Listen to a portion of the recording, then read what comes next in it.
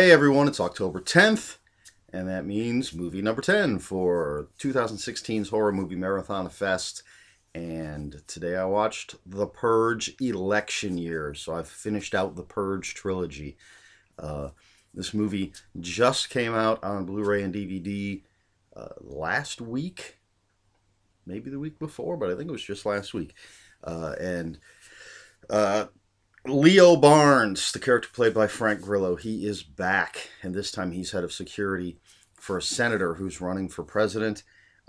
Senator Charlie Roan, played by Elizabeth Mitchell, and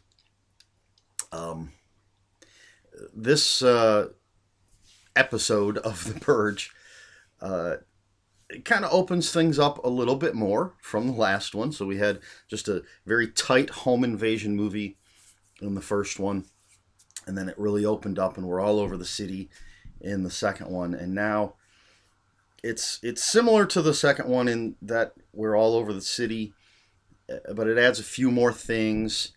And this Purge movie has the most plot, I can't think of a better way to put it, because the first one was basically this family in their house trying to survive. And the second one are these three separate groups of characters that come together and they're trying to survive. One of them does have a mission. The character Leo, played by Frank Grillo, has a mission, something he wants to accomplish during the Purge. But that's almost secondary to everything else that's going on. This one now it jumps into the future. We have a scene at the beginning, and then we jump ahead 18 years. Now that beginning scene, I don't know if that's the very first year of the Purge, the second year, the third year, so not exactly sure how far into the future we go from, say, the events of the first one. But it does jump ahead. Even if that was the first Purge that we see at the beginning of this movie, we're jumping ahead 18 years. And there's been a lot of people have become, are becoming, have become, I don't know, unhappy with the Purge. It was revealed, we, the audience, learned in movie 2, and the population of the United States at large at some point learned about the government sending out death squads to kill the poor. And oh, I hit the wrong button on my phone. There we go. What's his name? Edwin Hodge returns again.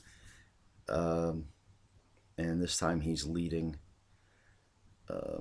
a revolt. I'm not going to tell you everything he's doing because there's a lot of stuff going on with him. But, he was our Bloody Stranger in the first movie.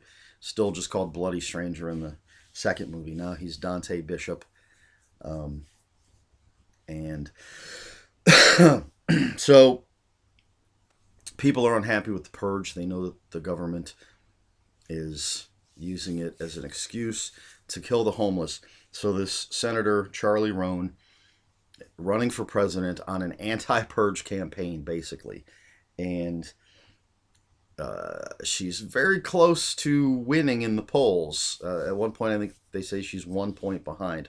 So the new Founding Fathers are not happy with this. They don't want to take any chances. And so they changed the rules of the Purge for the first time ever.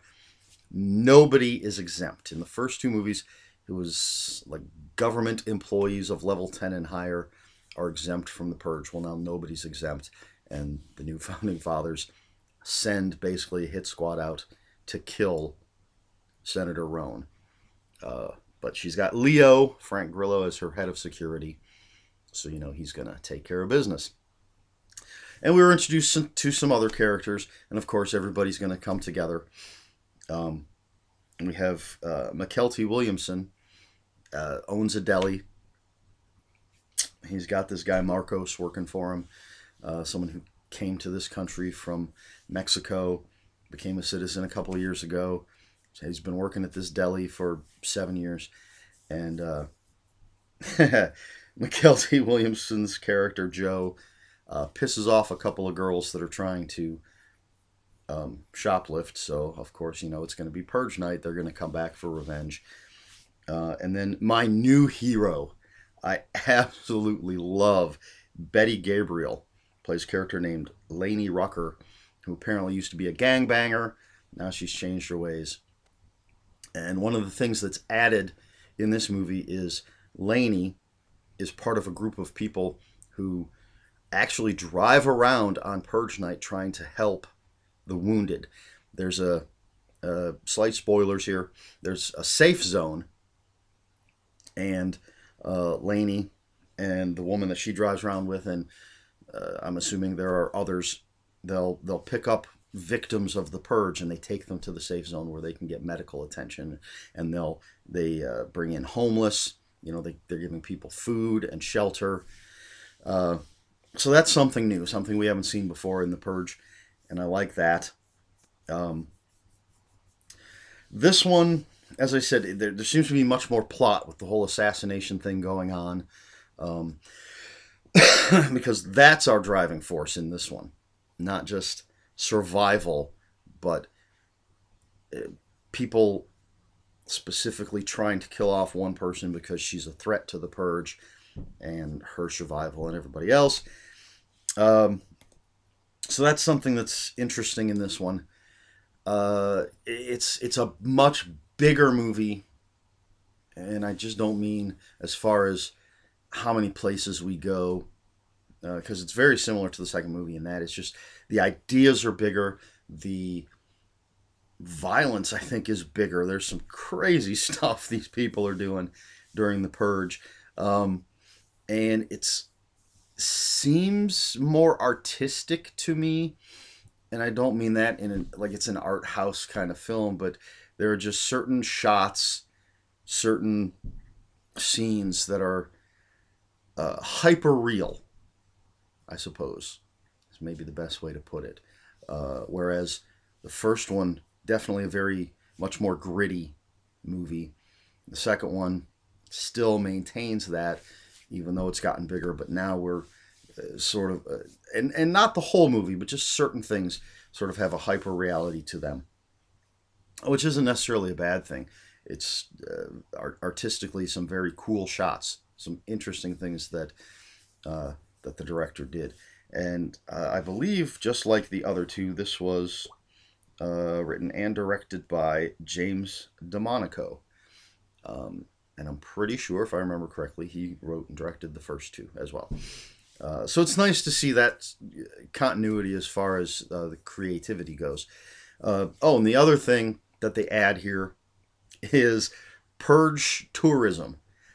Basically, people from other countries that just come to the United States for Purge night so they can murder people and take part in the Purge. And that comes into play a bit.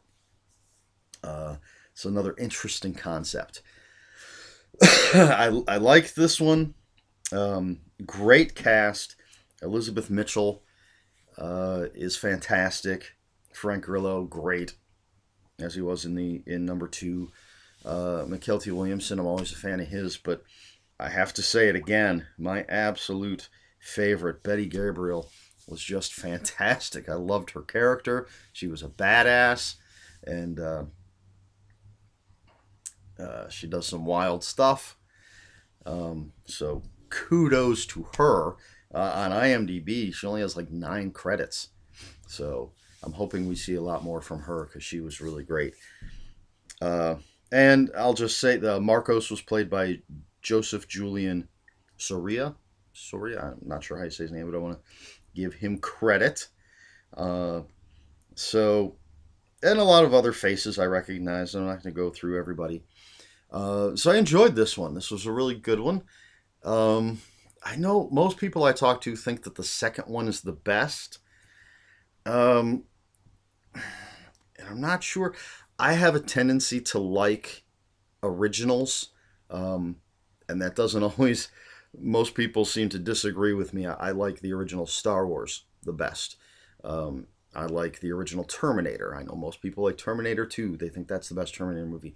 Most people, and these are people that I know, talk to, whatever. Most people think that Empire Strikes Back is the best Star Wars movie. Uh, and as I said, most people that I've spoken to seem to think that The Purge Anarchy is the best Purge movie. I don't know what it is.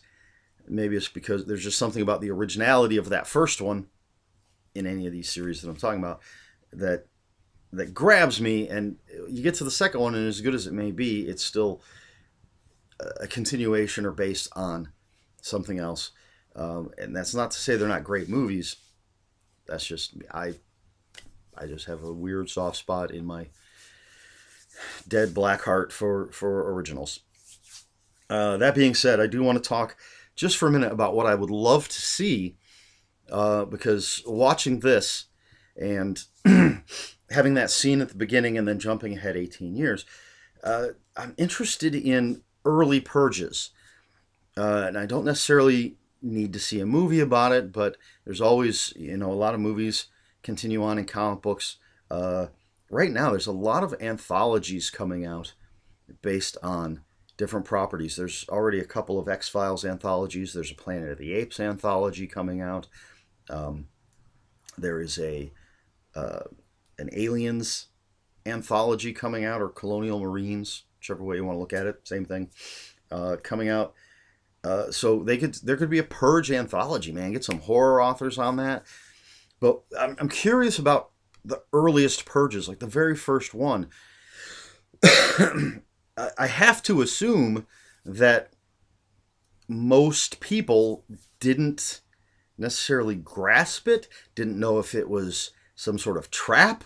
I can't imagine that participation was that high in the first one. And I also was thinking, maybe you have people that start a little early and there's going to be repercussions for that, or people that don't stop once that siren goes off 12 hours later, and there are going to be repercussions for that.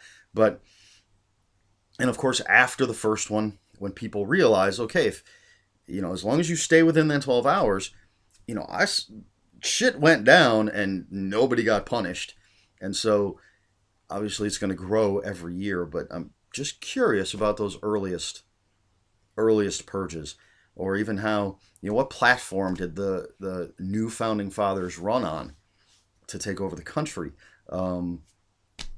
How did they sell the purge as an idea?